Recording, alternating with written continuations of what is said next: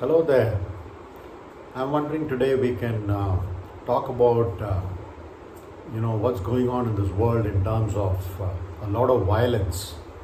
I get this feeling that the so-called world leaders are really behaving like kids.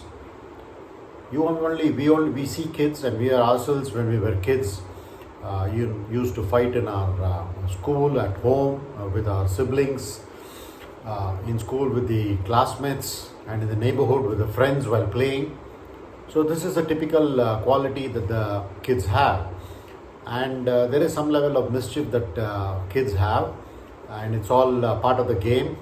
And so long as somebody isn't seriously hurt, we say that it's a process of learning, and then don't go and meddle around with what's going on. They will naturally learn, and then through this interaction within their friends, with their group, with their circle, there is a learning that happens in terms of both, how not to be offensive or offensive, or when to be defensive, when to be offensive, and when you should sort of stay away, when you should put your head into something.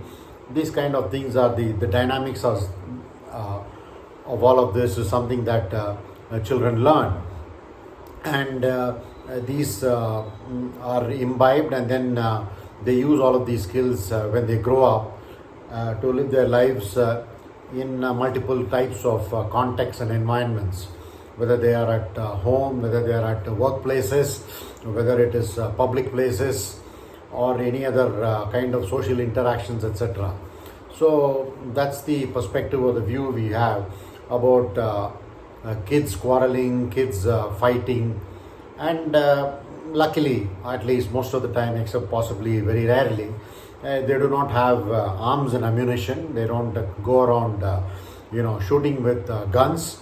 They possibly do it with stakes, or some bats, or some ball, and stones possibly sometimes. Yes, sometimes children do get seriously injured, but then most of the time you could say that people don't get killed. I mean, if it's a typical playground in a school, or a playground in the neighborhood, or when children of multiple or many families get together in some social gatherings and there is some fight going on, or even if it is in the family, it's more to do with arguments and bickerings, one-upmanship through quarrels, which are more verbal fisticuffs than really, beating each other with blows.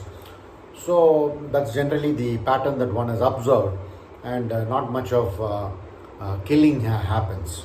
And that would be indeed tragic if that were to happen in these kind of settings that we just discussed. But what about when people grow up and then they occupy positions as world leaders, as heads of government, as heads of ministries, and people who handle the portfolio of defense, national security, how to defend from the enemies, guarding the borders, and all of these important decisions. How much of arms and ammunition should the country equip itself with? How many drones it should have? How many, missiles it should have? How many fighter jets it should have? All of this costs tremendous amount of money. The arms ammunition manufacturing is now an industry by itself, and people are now today talking about targets. When I say people, I'm saying people in the government and ministries are talking about targets to be achieved. So month on month, or year, and the conduit for them is to sell it to other countries, because there is a glut or an overproduction of all of this, and all of this has to find a conduit, a route, and beyond the domestic requirement, these are obviously sold to many other places. So in a way, this also becomes a trigger, or an instigator for violence, because these have to get used, otherwise they will be rusted. So you have what is called as a technological obsolescence, not just in software, not just in in the field of computers or biotechnology, etc. It's possibly there even in the arms and ammunition race. So you can't have country X with the latest cutting edge technology that is used in their weaponry, and another country which is, let's say, using something that is 20 years behind. Obviously they may not win the war. So therefore there is this one-upmanship going on even in the acquisition of all of this arms and ammunition. But whatever this is all for, it is for killing human beings. I mean, we know this proverb, what you do not like when done to others, do not do to yourself. So if you yourself do not want to be killed, if you yourself do not want to be maimed, if you do not want to lose your eye, your hand, your limb, your leg, then why would you want this to happen to somebody else? So in the name of patriotism, in the name of defending the country, in the name of the flag, in the name of all of this, there is a tremendous amount of encouragement, motivation, and even persuasion and pressure to a lot of people. Nowadays, conscription is not just for the youngsters. It's not only for people who are just turning 18. The government says that it is open to a lot of older people too, because war could be any time around the corner. The enemy could be any time at our borders, and we have to have a certain level of preparedness. So it is not just enough that you have the armies and the soldiers, but also even the civilians who are trained in the battlefield to drive trucks, to use guns, and to use possibly tanks. Maybe some people may get training even to fly warplanes.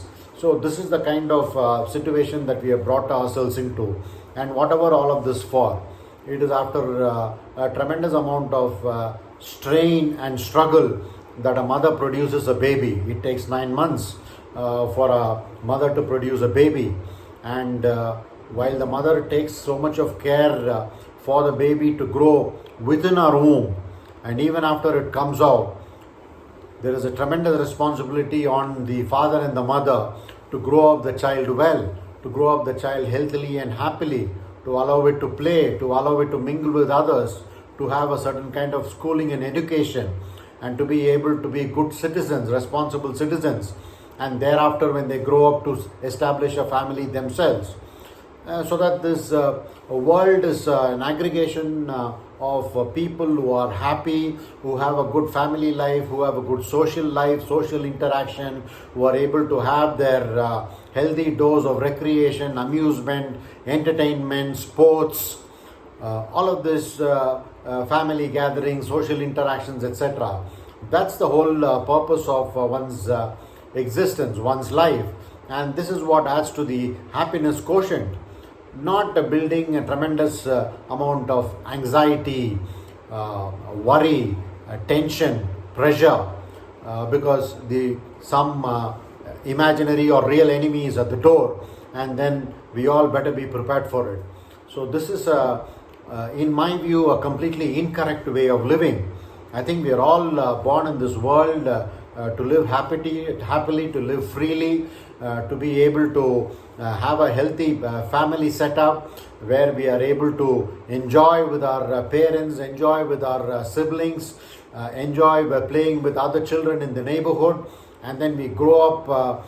We also continue this pattern of interacting with our neighbors, loving them, not really quarreling with them. But then these seem to be nice words and sentences and text in some religious books, in some books that talk about love and care and affection. But it's all, or in some of these how-to books, how to win friends and influence people, how to be more affectionate, how to be more caring, how to love somebody, how to go the extra mile in being able to satisfy another person, how to be happy. There's a tremendous number of how-to books that are being sold in the market today. But then what are these books for? I mean, they are prescriptive, but then do we even if we read them, there does not seem to be any application of what is being read. So that's sort of discarded, and we do our own thing. We go about our wars, we go about our violence, we go about looking at everybody as an enemy. We are tremendously guarding ourselves. We are forever prepared for war. I mean, the world in the current state is in shambles. I mean, there are parts of the world where millions are getting killed in the name of patriotism, in the name of defending a border where there is actually no line. It's an imaginary border. It is something that is artificial, that human beings have created for whatever other reasons. To some extent, politically, it may have some relevance, trade, commerce, etc., from an economic standpoint. But then we have transgressed that and violated that, and we have overshot that level of bifurcation and gone into dangerous territory, which is all about killing each other. Is this why we are all born in this world? Is this the purpose of our existence? Or is it to live a full life? I am not born in this world for my life to be terminated abruptly when I am only 18 or 20 or 25 or 30.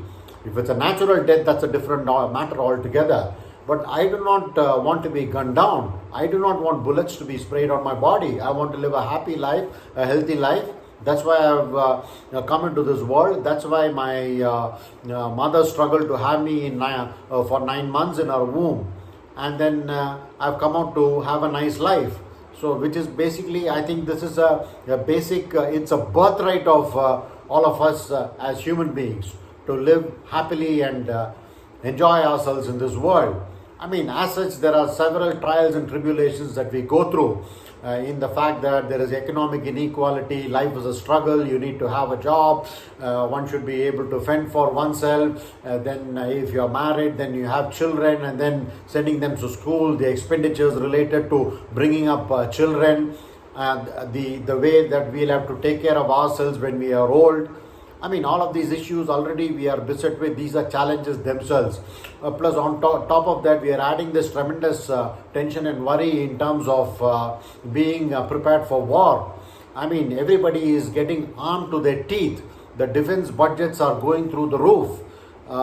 If all of this were to be diverted to agriculture, to food, to clean water, to clean air, to proper education, which instills certain good values and principles to bring up human beings in the most appropriate and proper and correct way. I mean, shouldn't we divert funds and interest in all of these matters rather than looking at all of this so pettily and then becoming trigger happy? It's absolutely unwarranted. It is insane. It is unreasonable and unpardonable. But we go on. And these decisions are taken by those at the top. That's what is the greatest tragedy about all of this. After all, we cannot blame them too much, because it is the followers, it is the followers who elect the leaders.